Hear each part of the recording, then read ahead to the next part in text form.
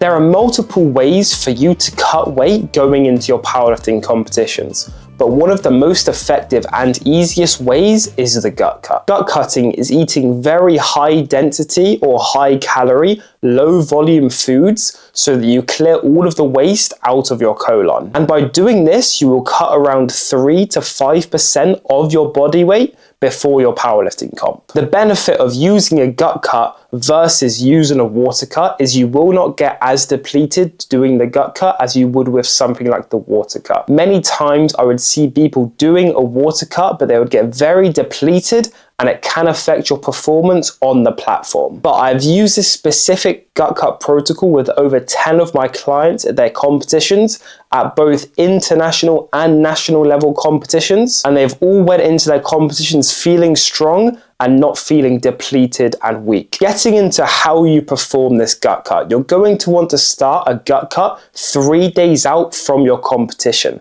So if your competition is on a Sunday, your gut cut is going to start on the Thursday. Now, you're going to need 3 types of food for this. First one is going to be salted almonds, preferably, but you can just use almonds. High density carbs, so something like cereal, Oreos or cookies, anything like that, and then protein shakes with water. With regards to the amount of food you're going to be eating, you're going to want to use your maintenance calories and make sure you eat at that.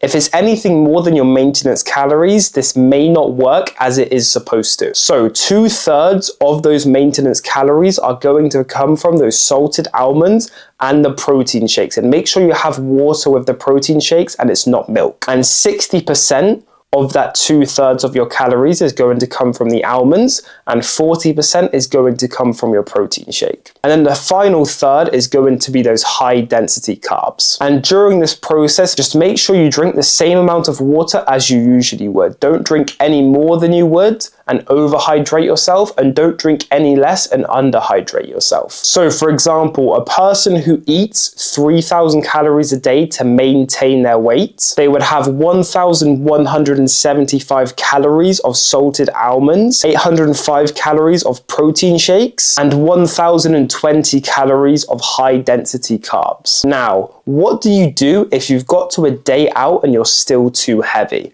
So for example, if you're competing in the 74 kilo class and the morning before you're still around 75 kilos, you're going to want to have a backup plan. So what you're going to do is swap out your high density carbs for a liquid calorie. So something like apple juice or milk. This is basically going to reduce even more the amount of volume and weight of food that you're going to be eating to help you drop even more weight. On the other hand, if you're still a little bit too heavy, but you don't need to swap out all of your high density carbs for liquids, something you can do is either swap out half or swap out those high density carbs for an even denser food. So say you have Oreos for your high density carbs, you could swap that out for Ben & Jerry's ice cream because it's going to be a lot more calorie dense and a lot less volume. And now always make sure that on your scales at home that you are under your weight limit, because most of the time your scales will not be accurate, and if you're on the weight limit on the dot, you may weigh in too heavy. And on that day before the competition, make sure to stop eating before 5 p.m. And now just a disclaimer for the end of the video, I am not a licensed nutritionist